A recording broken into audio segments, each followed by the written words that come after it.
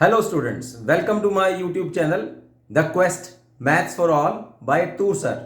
This is Dr. RPS Toor और इस channel ਦੇ ਉੱਪਰ ਆਪਾਂ exclusively 11th 12th engineering graduation ਦਾ ਮੈਥਮੈਟਿਕਸ ਜੋ ਹੈ ਉਹ ਆਪਾਂ ਉਹਦੇ ਟੌਪਿਕਸ ਕਰਦੇ ਹਾਂ. So let's start with our next topic. ਮੇਰੇ ਪ੍ਰੀਵੀਅਸ ਵੀਡੀਓ ਦੇ ਵਿੱਚ we have started with trigonometric functions chapter 3rd of 11th class. Okay, and we already studied about degree measure and radian measures of our angles ਕਿਵੇਂ ਉਹ ਬਣਦੇ ਨੇ ਔਰ ਆਪਾਂ ਉਹਨਾਂ ਤੋਂ ਰਿਲੇਟਡ ਜਿਹੜਾ ਰੇਡੀਅਨਸ ਮੈਜ਼ਰਸ ਦੇ ਵਿੱਚ theta is equal to L by R ਦੇ ਫਾਰਮੂਲੇ ਔਰ ਉਹਨਾਂ ਦੇ ਕੁਐਸਚਨਸ ਆਪਾਂ ਕੀਤੇ ਸੀਗੇ 3.1 ਐਕਸਰਸਾਈਜ਼ ਦੇ ਵਿੱਚ. ਹੁਣ ਆਪਾਂ ਸੈਕੰਡ ਟੌਪਿਕ ਦੇ ਵਿੱਚ ਚੱਲਦੇ ਹਾਂ ਕਿ ਆਪਾਂ ਜੋ ਟ੍ਰਿਗਨੋਮੈਟ੍ਰਿਕ ਰੇਸ਼ੀਓਜ਼ ਆਪਾਂ ਜੋ ਸਿੱਖੀਆਂ ਸੀਗੀਆਂ 10th ਕਲਾਸ ਦੇ ਵਿੱਚ. ਓਕੇ, ਹੁਣ ਉਹਨਾਂ ਨੂੰ ਟੀ ਰੇਸ਼ੀਓਜ਼ ਨੂੰ ਆਪਾਂ ਐਜ਼ ਅ ਟੀ ਫੰਕਸ਼ਨਸ ਦੇ ਤੌਰ ਦੇ ਉੱਪਰ ਕਿਵੇਂ ਕਰ ਸਕਦੇ ਹਾਂ ਤੇ ਉਹਨਾਂ ਦੀ ਕੁਝ ਜਨਰਲ ਵੈਲਿਊਜ਼ ਜਨਰਲ ਐਂਗਲਸ ਨੂੰ ਆਪਾਂ ਡਿਸਕਸ ਕਰਾਂਗੇ ਕਿ sign ਕਾਸ tangent ਕੋਸੀਕੈਂਟ secant and ਕੋਟੈਂਜੈਂਟ the values ਜਿਹੜੀਆਂ ਨੇ ਉਹਨਾਂ ਦੀ ਜਨਰਲ ਵੈਲਿਊਜ਼ ਕੀ ਨੇ, ਕਿਵੇਂ ਉਹ n ਦੇ ਮਲਟੀਪਲਸ ਤੇ ਇੰਟੀਗਰਲ ਮਲਟੀਪਲਸ ਕਿਸ ਤਰ੍ਹਾਂ ਦੇ ਉਹ ਹੋਣਗੇ, ਕਿਹੜੇ ਉਹਨਾਂ ਦੀ ਰੇਂਜ ਤੇ ਡੋਮੇਨ ਹੋਣਗੀਆਂ, ਇਹ ਆਪਾਂ ਸਾਰਾ ਕੁਝ ਪੜਾਂਗੇ. ਔਰ again I am repeating that ਇਹ ਤੁਹਾਡੀ +2 ਕਲਾਸ ਦੇ ਲਈ ਵੀ ਬਹੁਤ ਇੰਪੋਰਟੈਂਟ ਨੇ. ਤਾਂ ਤੁਸੀਂ ਸਾਈਨ ਜਿਹੜੀਆਂ 6 ਟੀ ਰੇਸ਼ੀਓਜ਼ ਨੇ ਉਹਨਾਂ ਨੂੰ ਟ੍ਰਿਗਨੋਮੈਟ੍ਰਿਕ ਫੰਕਸ਼ਨਸ ਦੇ ਤੌਰ ਦੇ ਉੱਪਰ ਪੜ੍ਹਦੇ ਹੋਏ ਉਹਨਾਂ ਦੀ ਡੋਮੇਨ ਔਰ ਰੇਂਜ ਨੂੰ ਵੀ ਆਪਾਂ ਜਿਹੜੀ ਹੈ ਯਾਦ ਕਰਨ ਦੀ ਕੋਸ਼ਿਸ਼ ਕਰਾਂਗੇ. ਠੀਕ ਹੈ, 3.2 ਦੀ ਤਰਫ ਆਪਾਂ ਚੱਲ ਰਹੇ ਹਾਂ ਸੈਕੰਡ ਟੌਪਿਕ ਦੀ ਤਰਫ. Sine of x is equal to 0 ਜਿਵੇਂ ਕਿ ਤੁਹਾਨੂੰ ਮੇਰੀ ਸਕਰੀਨ ਦੇ ਉੱਪਰ ਵੀ ਨਜ਼ਰ ਆ ਰਿਹਾ ਹੈ. sin x is equal to 0 implies x is a multiple of pi where n is an integer. यानी कि अगर x ਜਿਹੜਾ ਹੈ ਉਹ pi ਦੇ इंटीग्रल multiples ਹੋਣ ਤਾਂ sin x ਦੀ ਜਿਹੜੀ ਵੈਲਿਊ ਹੈ ਉਹ 0 ਹੋਏਗੀ. Similarly cos x will be 0 if x is a odd multiple of pi by 2. pi by 2 ਦਾ ਅਗਰ odd multiple ਹੋਵੇ ਔਰ ਇੱਥੇ n ਜਿਹੜਾ ਹੈ ਉਹ ਇੰਟੀਜ਼ਰ ਹੋਏਗਾ, ਚਾਹੇ ਉਹ ਨੈਗੇਟਿਵ ਇੰਟੀਜ਼ਰ ਹੋ ਚਾਹੇ ਪੋਜ਼ਿਟਿਵ ਹੋਵੇ. ਰਾਈਟ, ਇਹ ਤੁਹਾਨੂੰ ਗੱਲਾਂ ਯਾਦ ਰੱਖਣੀਆਂ ਨੇ. ਇਹ ਦੋ ਰੇਸ਼ੋ ਹੋ ਗਈਆਂ ਆਪਣੀਆਂ. ਸਿਮਿਲਰਲੀ ਕੋਸੀਕੈਂਟ x ਬਾਰੇ ਆਪਾਂ ਜਾਣਦੇ ਹਾਂ that is equal to 1 by x ਔਰ ਇਹਦੇ ਵਿੱਚ x ਜਿਹੜੀ ਵੈਲਿਊ ਲਏਗਾ ਕਿਉਂਕਿ ਦੇਖੋ ਸਾਈਨ ਜੋ ਵੈਲਿਊਜ਼ ਲੈ ਰਿਹਾ ਹੈ ਉਹ ਹੈ ਇੰਟੀਗਰਲ ਮਲਟੀਪਲ ਆਫ ਪਾਈ ਔਰ ਕੋਸੀਕੈਂਟ ਜਿਹੜਾ ਹੈ ਉਹਦਾ ਇਨਵਰਸਲੀ ਪ੍ਰੋਪੋਰਸ਼ਨਲ ਹੈ ਤਾਂ ਫਿਰ x ਇਹਦੇ ਵਿੱਚ ਉਹ ਵਾਲੀ ਵੈਲਿਊਜ਼ ਨਹੀਂ ਲਏਗਾ, ਬਾਕੀ ਸਾਰੀਆਂ ਵੈਲਿਊਜ਼ ਉਹ ਲਏਗਾ लेकिन x is not equal to n pi क्योंकि अगर n pi ले लिया तो sin n pi तो 0 होता है तो कोसिकेंट की होएगा फिर 1 over 0 means not defined. तो कोसिकेंट के case they which cosecant is equal to 1 over sin pi and x should not be equal to n pi, right, where n is an integer. secant के case which देखते हैं secant cos का inversely proportional है, so secant x here x will not take the values of odd multiples of pi by 2, so x is not equal to 2n plus 1 pi by 2 in case of secant. फिर आगे चलते हैं आप tangent पर. Tangent is equal to sin x over cos x. ये भी ਤੁਹਾਨੂੰ ਪਤਾ ਹੀ ਹੈ ਨਾ, sin over cos x ਹੁੰਦਾ ਹੈ. ਤਾਂ ਇਹਦੇ ਵਿੱਚ ਹੁਣ cos ਜੋ ਹੈ ਉਹ ਡਿਨੋਮੀਨੇਟਰ ਦੇ ਵਿੱਚ ਹੈ ਔਰ cos ਦੀ ਵੈਲਿਊਜ਼ ਕਿਹੜੀਆਂ ਹੁੰਦੀਆਂ ਨੇ that is the odd multiple of pi by 2 ਜਿੱਥੇ ਉਹ cos 0 ਹੁੰਦਾ ਹੈ.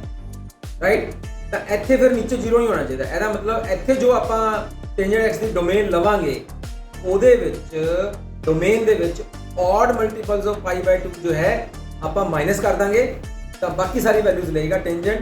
ਸੋ x is not equal to 2n plus 1 pi by 2 ਕਿਉਂ, ਕਿਉਂਕਿ cos ਉਹਦੇ ਲਈ 0 ਹੁੰਦਾ ਹੈ ਔਰ ਨੀਚੇ ਅਗਰ 0 ਆ ਜਾਵੇ ਤਾਂ ਉਹ ਵੈਲਿਊਜ਼ ਜਿਹੜੀਆਂ ਨੇ ਡਿਫਾਈਨ ਨਹੀਂ ਹੁੰਦੀਆਂ.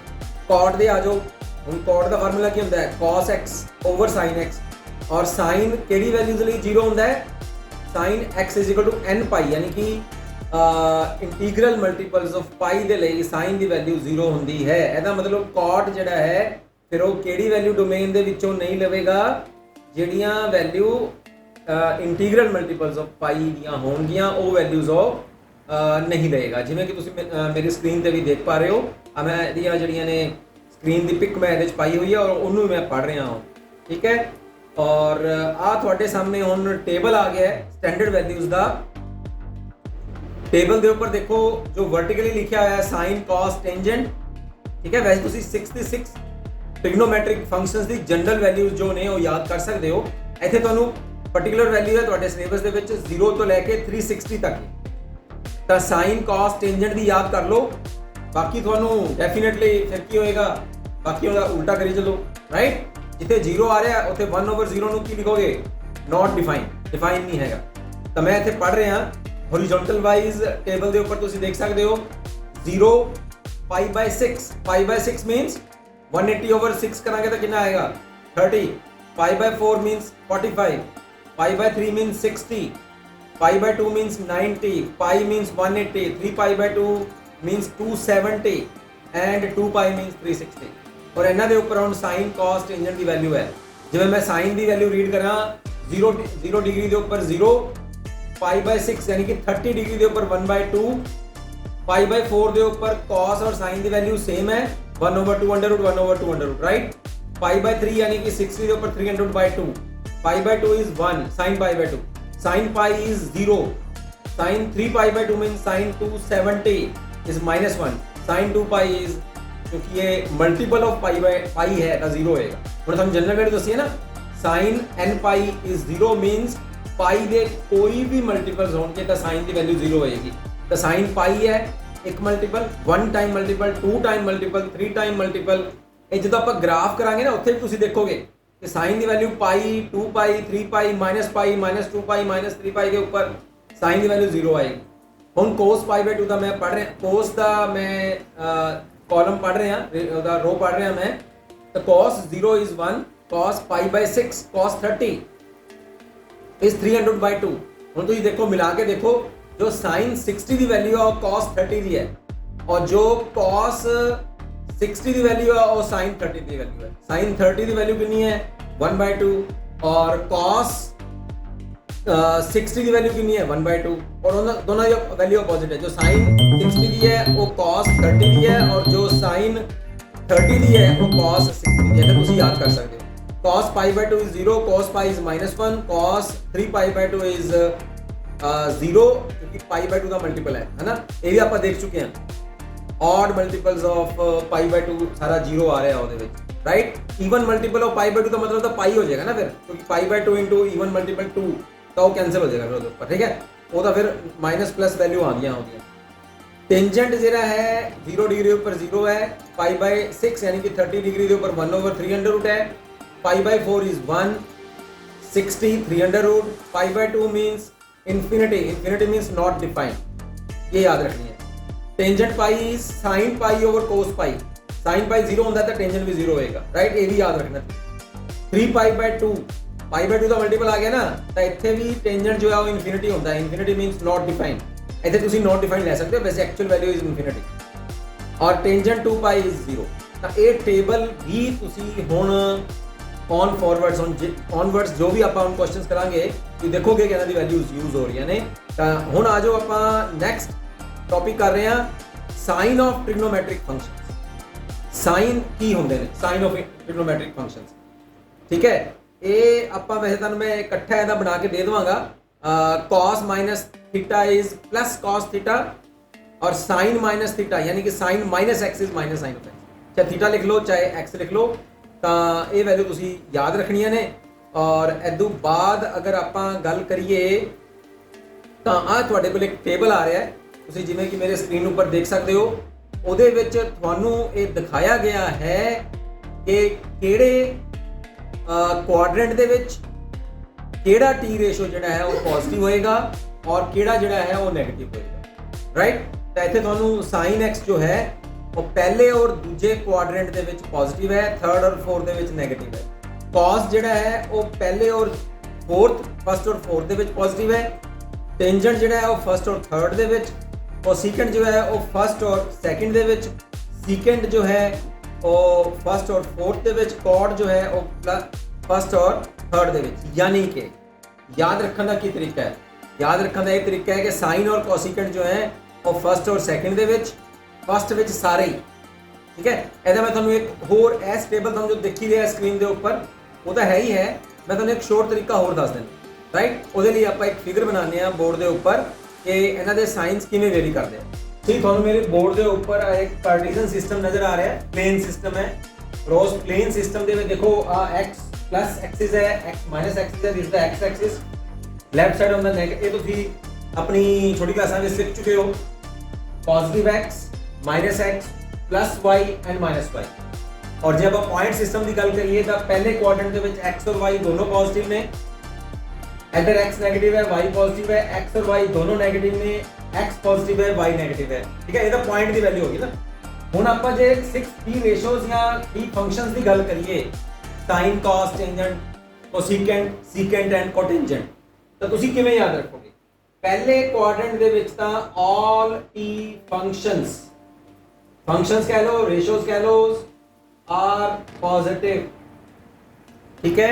सेकंड क्वाड्रेंट दे विच साइन और साइन दा इनवर्सली प्रोपोर्शनल क्या होता है? कोसिकेंट ए पॉजिटिव होंगे, फिर टेंजेंट एंड कोटेंजेंट ओ पॉजिटिव होंगे।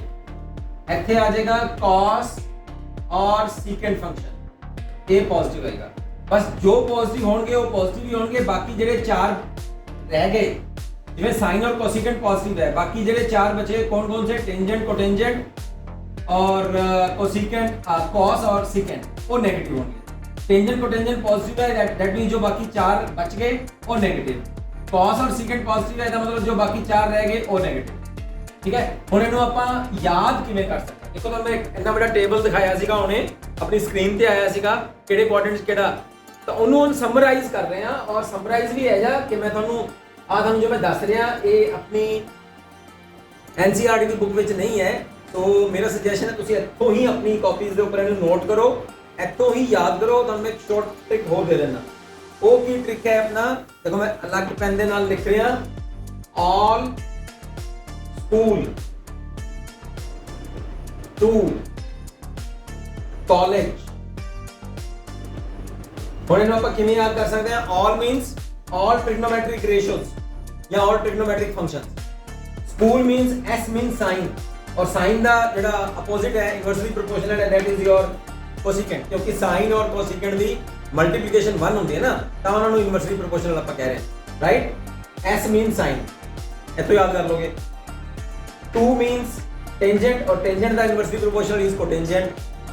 ਇੱਥੇ college c cos, और cos ਦਾ ਜਿਹੜਾ ਉਲਟਾ ਹੈ that is secant, राइट। ये याद करने का तरीका हुण तुहानूं पता ही है, सारे बच्चे स्कूल तो बाद कॉलेज जाते हैं, कितना आसान है, ऑल स्कूल टू कॉलेज, है ना। ये तुहानूं पूरे का पूरा टेबल जिहड़ा है भी किहड़े क्वाड्रेंट दे विच किहड़ा टी रेशो या टी फंक्शन जिहड़ा है वो पॉजिटिव होएगा, बाकी नेगेटिव होणगे। देखो मैं इहदे उपर क्यों ज़्यादा जोर पा रहा, क्यों ज़्यादा मैं इहदे उपर प्रैशर दे रहा, क्योंकि हुण तुहाडा जो अगे दी एक्सरसाइजिज ने, अगे दे जो क्वेश्चंस ने, वो इन्हां क्वाड्रेंट्स दे ऊपर ही डिपेंड करता है। क्वाड्रेंट दे एक क्वाड्रेंट दे ऊपर कितना एंगल है? 90 डिग्री, ठीक है। दूसरे तक पहुंचते 90 होर जोड़ दो, तब फर्स्ट 2 दे विच 180, ठीक है। तीसरे तक जाने दे 90 होर जोड़ दो, फिर 90 होर जोड़ दो। ऐसा मतलब अगर आप फर्स्ट क्वाड्रेंट तो सेकंड तक जाने तो कितना एंगल कवर अप हो गया? 180, या 180 कह दो या पाई कह दो। फर्स्ट तो मूव करते करते if are moving the principal जो आप कल देख रहा सीगा, है ना, जो अपनी इनिशियल लाइन सी, और इनिशियल लाइन इत्थों लेके इत्थों तक मूव कर रही है थर्ड क्वाड्रेंट तक, तो कितना एंगल कवर अप कर लिया? 270, 90 plus 90 plus 90, 270। 270 means 3 pi by 2, right. और अगर पूरा एक रेवोल्यूशन जो ले लेंदी है, राइट, अब पूरा एक रेवोल्यूशन ले लेने, पूरा एक रेवोल्यूशन लेगी तो कितना एंगल कवर अप करेगी? पाई by 2, pi by 2, pi by 2, pi by 2, 4 pi by 2 means 2 pi angle, 2 pi angles means 360। कल भी आपको कितना सी ना कि रेडियंस विच है, ये डिग्रीज विच है। 3 पाई बाय 2 का मतलब degree 270 and 3 pi by 2 means radians. ਕਿਹੜੀ ਟੀ ਰੇਸ਼ੋ ਕਿਹੜੇ ਕੁਆਡਰੈਂਟ ਦੇ ਵਿੱਚ ਪੋਜ਼ਿਟਿਵ ਆਏਗੀ, ਬਾਕੀ ਜੋ ਚਾਰ ਬਚੀਆਂ ਉਹ ਉਸ ਵਿੱਚ ਨੈਗੇਟਿਵ ਹੋ ਜਾਣਗੀਆਂ, ਫਸਟ ਵੇ ਸਾਰੀਆਂ ਪੋਜ਼ਿਟਿਵ ਰਹਿਣਗੀਆਂ। ਤਾਂ ਇਹ ਸਾਈਨ ਆਫ ਟ੍ਰਿਗਨੋਮੈਟ੍ਰਿਕ ਫੰਕਸ਼ਨਸ, ਤਾਂ ਇਹ ਕਿੱਥੇ ਪੋਜ਼ਿਟਿਵ ਨੇ ਕਿੱਥੇ ਨੈਗੇਟਿਵ ਨੇ, you must remember all these 6 T functions. Okay.